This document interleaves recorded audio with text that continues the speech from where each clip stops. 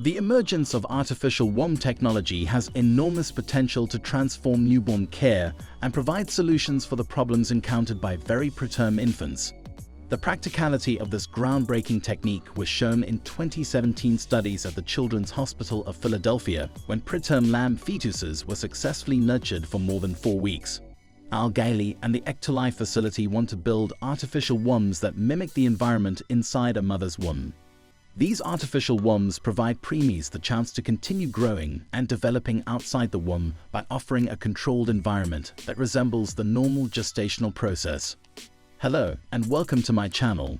In this video, we'll be discussing scientists finally create world's first artificial baby facility / Ecto-Life womb discussed. But first, if you haven't, please subscribe to my channel and enable the notification bell so you can see more interesting videos like this. So sit back, relax, and let's dive into the world of Ecto-Life artificial womb. In Brave New World, written by Aldous Huxley and published in 1932, there is a description of a society in which babies are not born naturally, but are instead raised in a building called the Central Hatchery and Conditioning Center. This institution acts as a major hub for the conditioning and reproduction of people. With a variety of services and features to support human growth and development, the Ecto-Life facility is an innovative development in reproductive technology. Ecto-Life is equipped to care for up to 30,000 infants at once, with 400 infants in each lab, in its 75 artificial womb incubation facilities. Ecto-Life's artificial wombs are made to mimic the environment inside a woman's womb, offering the best circumstances for baby growth. Numerous artificial wombs are housed at the facility, which resembles tiny NEOS-style pods and contain replicas of the identical conditions present within a woman's womb. Sensors that continually track vital indicators including temperature, blood pressure, and oxygen saturation are included in each artificial womb.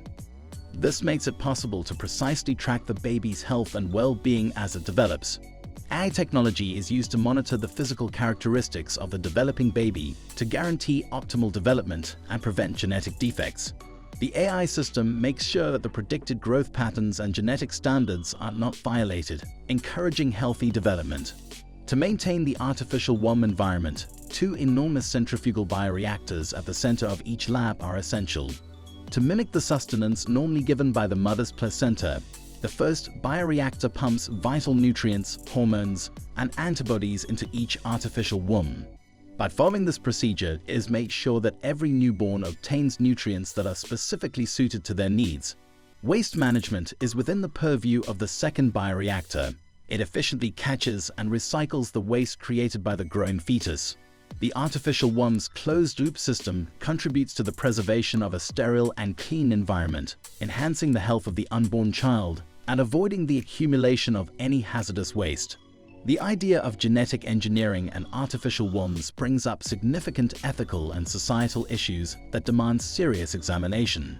It is critical to take into account the possible effects on conventional views of family, reproduction, and the place of women in society.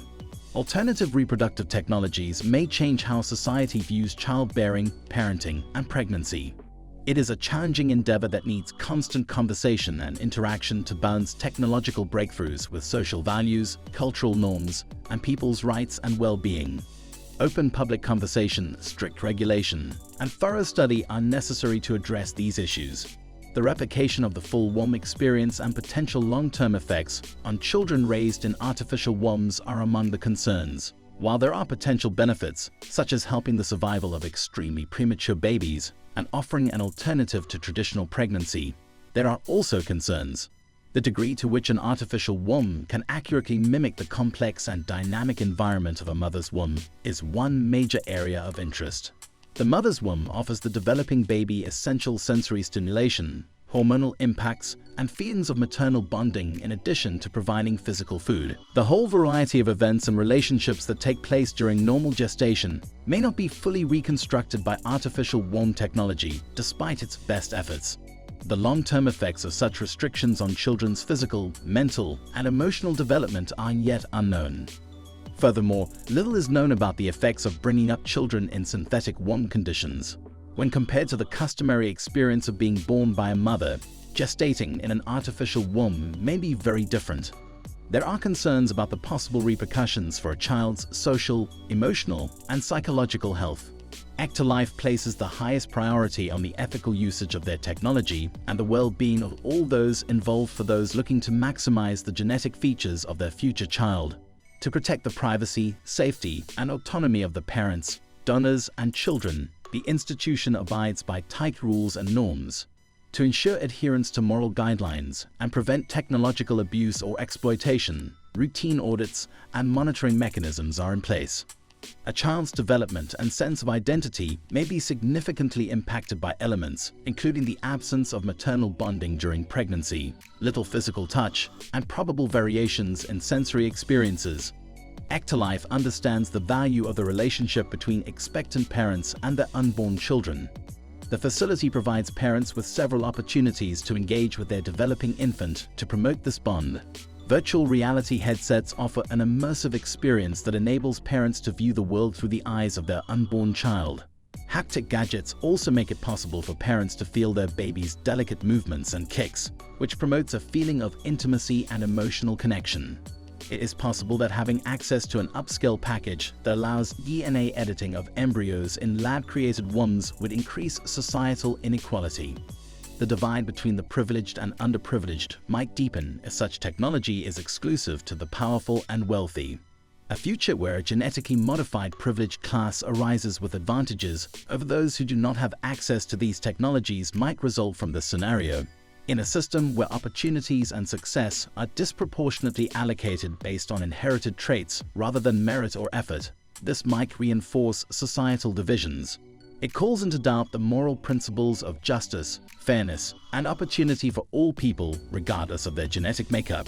To stop social inequality from getting worse, it is essential to provide equal access to these technologies. Furthermore, it's a worrying prospect that cutting-edge technology, notably gene editing, may be misused.